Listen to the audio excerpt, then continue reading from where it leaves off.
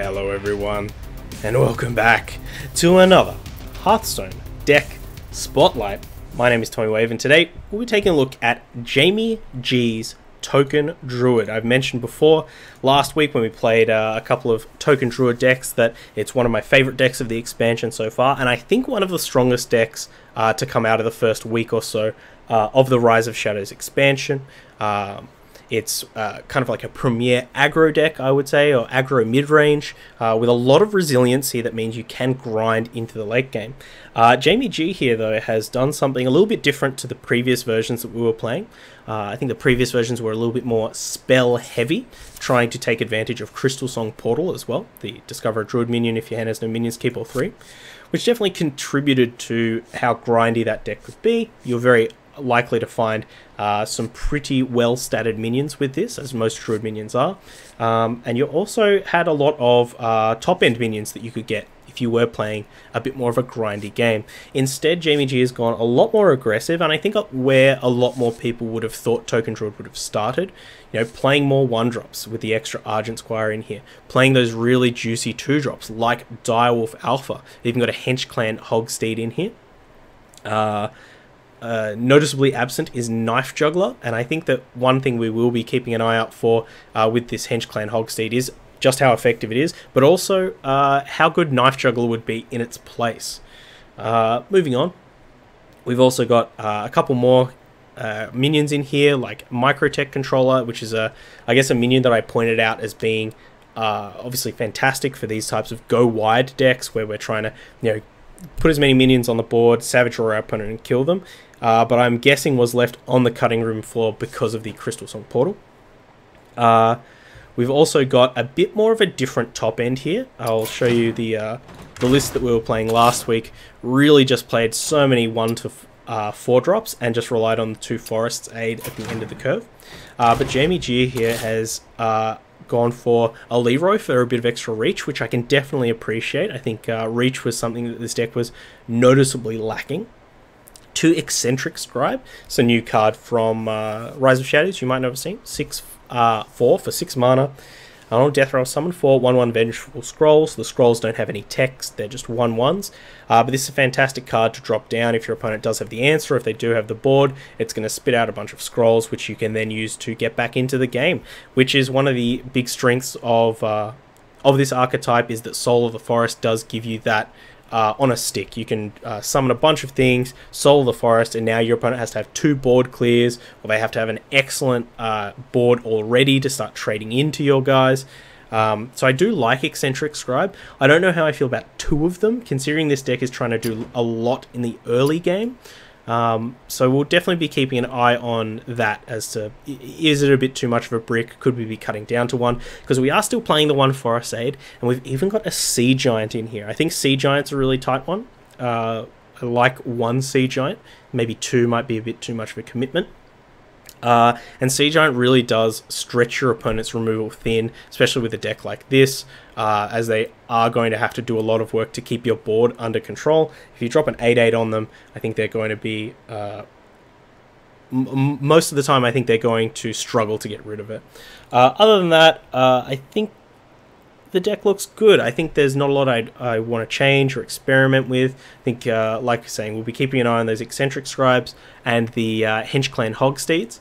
So without further ado, we'll jump to some games. Like I said, we're not looking for wins so much as we are just looking to learn a bit more about the Token Druid archetype and about some of the card choices in here. Regardless, big shout out to JamieG, and let's go! I must protect. Okay, here we are. Here's the Rogue. I think we'll keep this hand. We will get to see how good this Hench Clan Hogsteed is.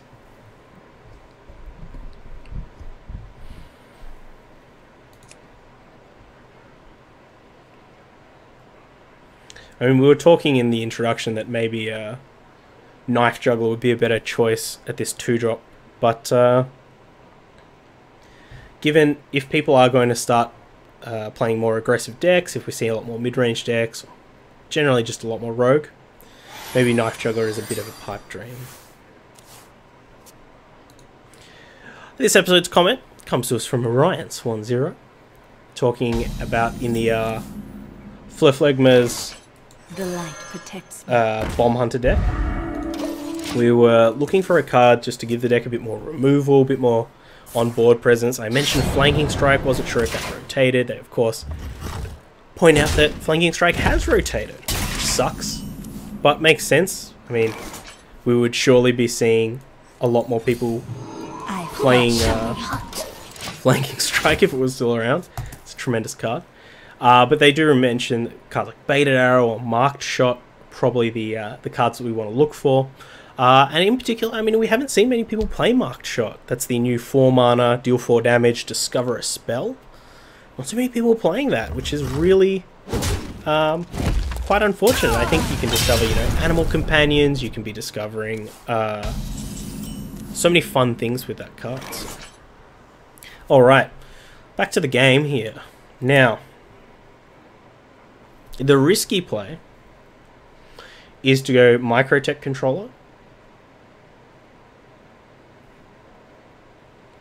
If our opponent has a fan, we're probably dunked, which is going to suck. Or we could go Argent Squire, Coin, Blessing of Ancients. It sets us up to Blessing of Ancients next turn, and it means these Crystal Dryads will push through the Dread Corsairs that come out, which they will.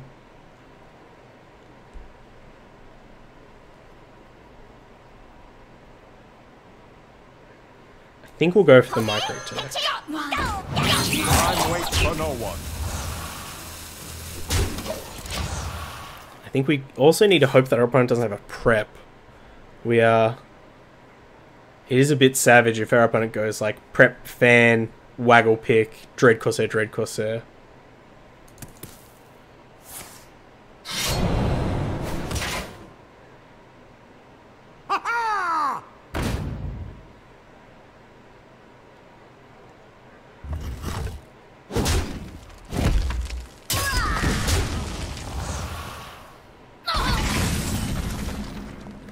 That's kind of what we wanted. Another 1-drop. The light protects me. This be our neck of the woods. Got one. Job done. Feeling good. Our opponent's at 17. We have a board. Got another Blessing of Ancients here. We can pair with a Hogsteed to push through a Dread Corsair if we need to.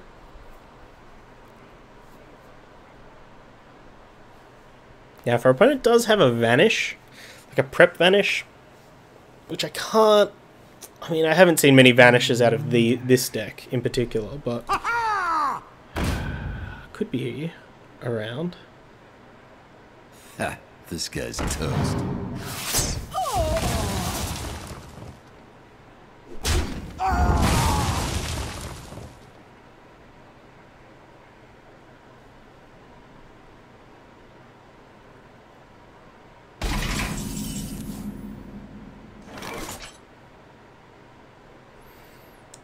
Yeah, I guess we'll just get some squirrels out. I think we just go face, to be honest.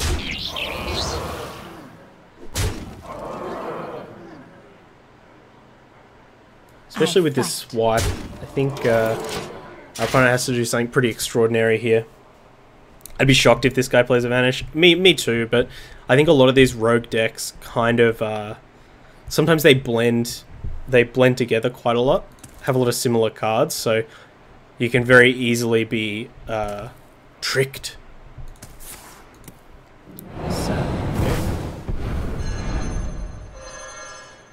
We only need to do 3 damage to our opponent. Double sap.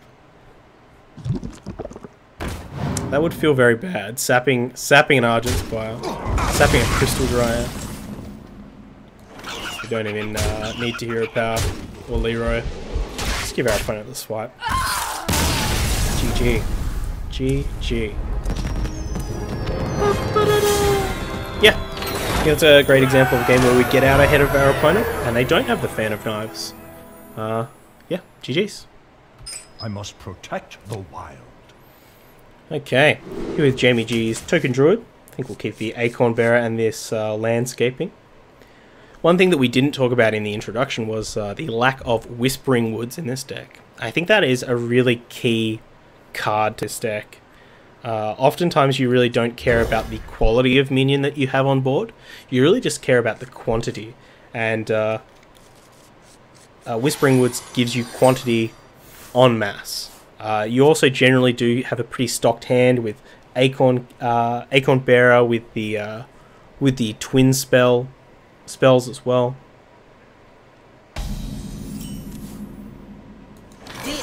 Does this deck run the guy that makes Treants 5/5s? No, it doesn't. It's a very light commitment to the Treants. I think it's only the landscaping and the Soul of the Forest, and the landscaping, Soul of the Forest, and Forest Save that summons Treants, which is probably not enough. This landscaping out matches up a bit better against the knife. Let's see if people are packing Fan of Knives these days. But yeah, I think Whispering Woods is just a fantastic spell. Getting 4 or 5 minions off it is tremendous. Is this the Fan? No.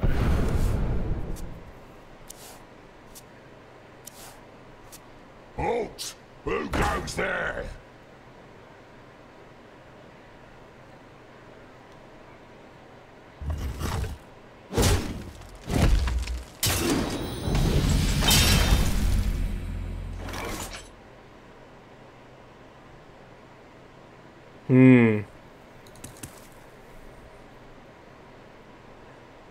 So our opponent's going to drop a Waggle Pick and some Dread Corsairs next turn.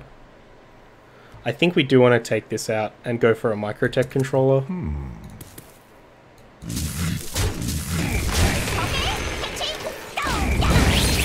But I'm not liking this situation.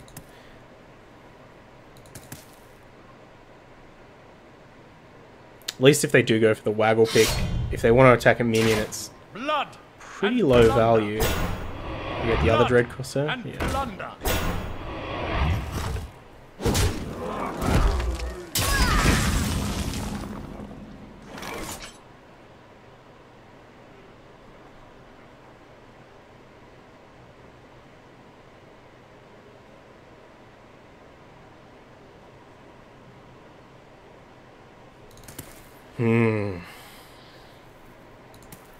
What to do?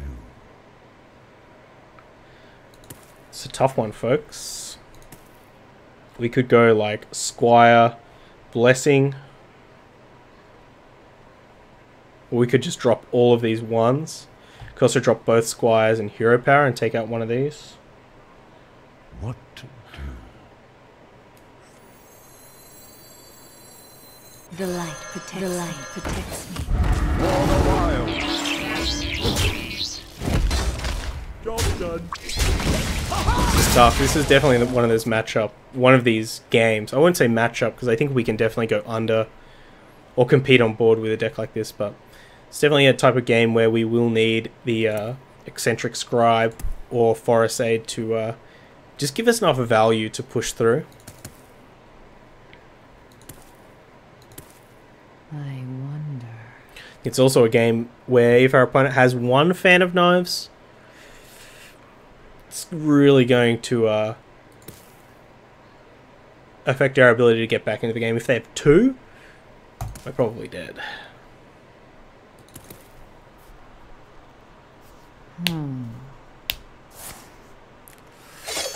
Well, there's one. Gosh, that sucks. See if our opponent's going to pick up this Dread Corsair.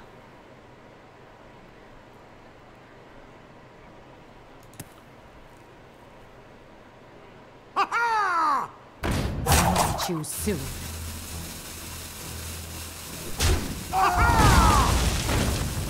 What? Okay.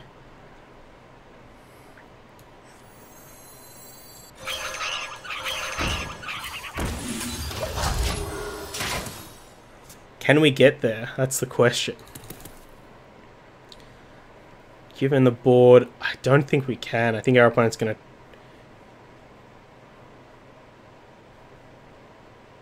what do they want to bounce back? If they have the other pick, they could like trade attack, or trade face attack.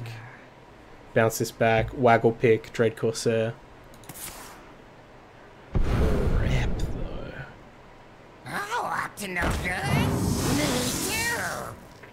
Me too.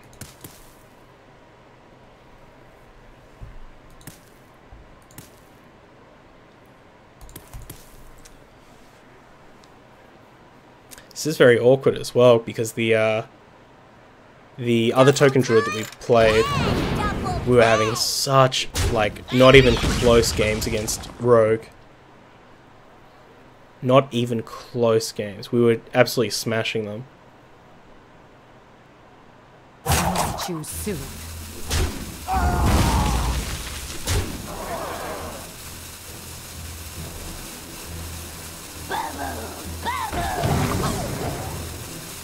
Weird choice.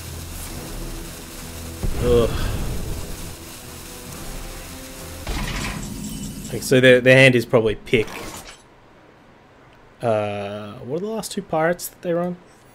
What a tragedy! Better write this down. What are the last two pirates? See if this scribe survives. If it just gets sapped, then Captain Green's a loss.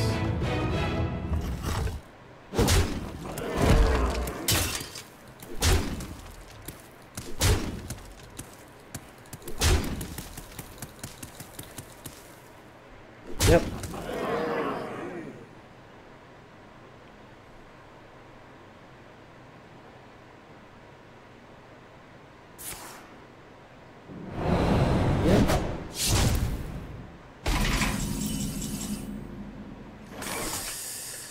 Yeah, unfortunately, don't think we get through this one, folks.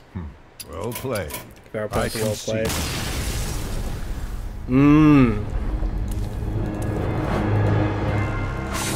Unsure what to take of that. It could definitely just mean that our opponent, you know, got ahead of us in a very nice way. That they did have that fan of knives that we were talking about. Yeah, not too sure if we can take too much out of this, you know, the differences in builds from that. But either way, GG's, well played to our opponent. Okay, up against the priest here. I think we want to send one thing back. Question is, do we want to send back the Microtech controller or the landscaping?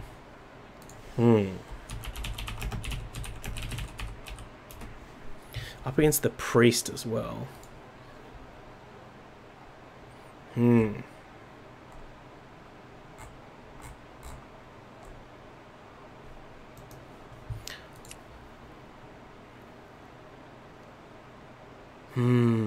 think we'll keep the Microtech controller. Just trying to think of minions that it matches up against. Did Spirit Lash rotate Human Mustard? It did. That's definitely something that went into my thought process. I was like, Spirit Lash is still legal. We should definitely not keep this Microtech controller. Mind Vision. Ooh, if they get that Dreamway Guardians, that could be pretty frustrating, actually. What shall we hunt?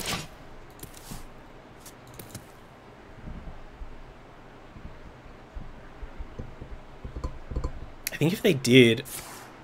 Okay, so they got the Microtech or the Eccentrics? Ooh. Be taking that one to town. I found Alright. Let's think. A Mass Hysteria is still going to be really dangerous for us. But I think we just have to kind of play into it.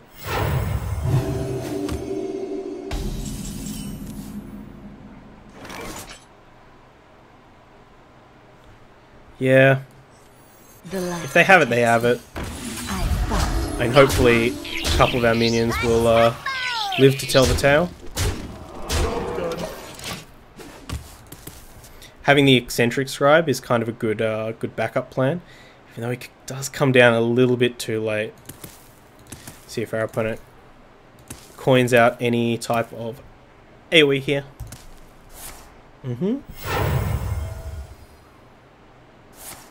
Holy Nova. Okay. I think that's a bit better for us.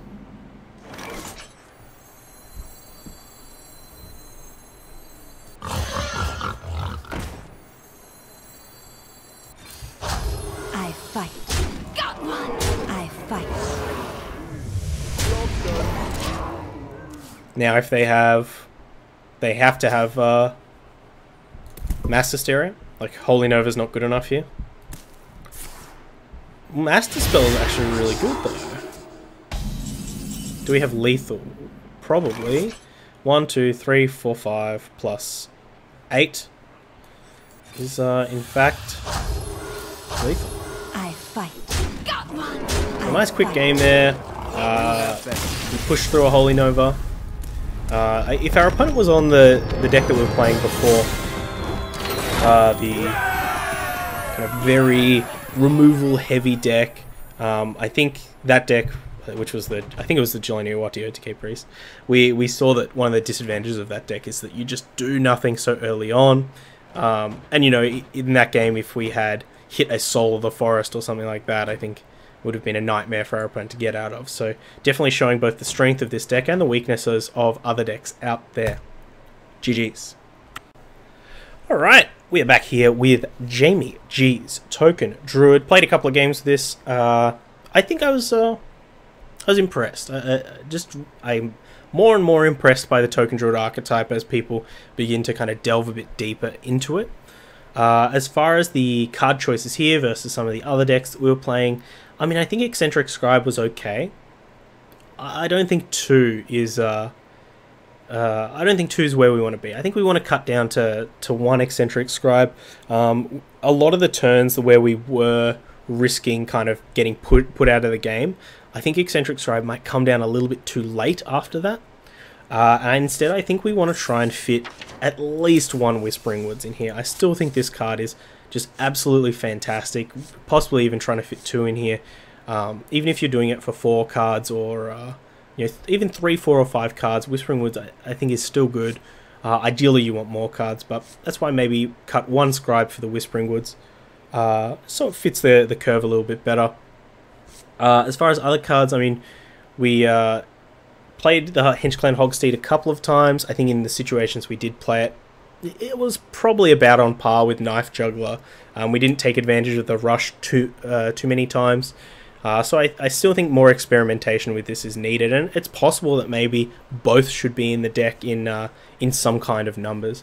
Really like the Argent Squire is the other 1-drop. I think 4 1-drops for this kind of, I guess, a bit more mid-rangey aggressive deck is probably where it's at, and I think Argent Squire was probably the correct choice, though I think Mecharoo is also a damn fine choice. Argent Squire a little bit better if we get ahead of our opponent, Mecharoo better if we are behind our opponent. Other than that, everything else was absolutely splendid. Love the Microtech controllers. Love everything else. Definitely a deck to keep an eye out for. Definitely a deck worth crafting. I will say that this version is about as expensive as the other one. I mean, the other one played Steladris, this one plays Leroy. You could certainly chop and change things to fit your budget. But I'm looking forward to experimenting this deck as a bit more of a budget deck as well. Either way, big shout out to JamieG for the deck. If you are watching on YouTube, of course, all the links are in the description, including a link over to JamieG's Hearthstone deck article. If you would, please jump over there, give them a +1, leave a lovely, thoughtful comment, like I know you will.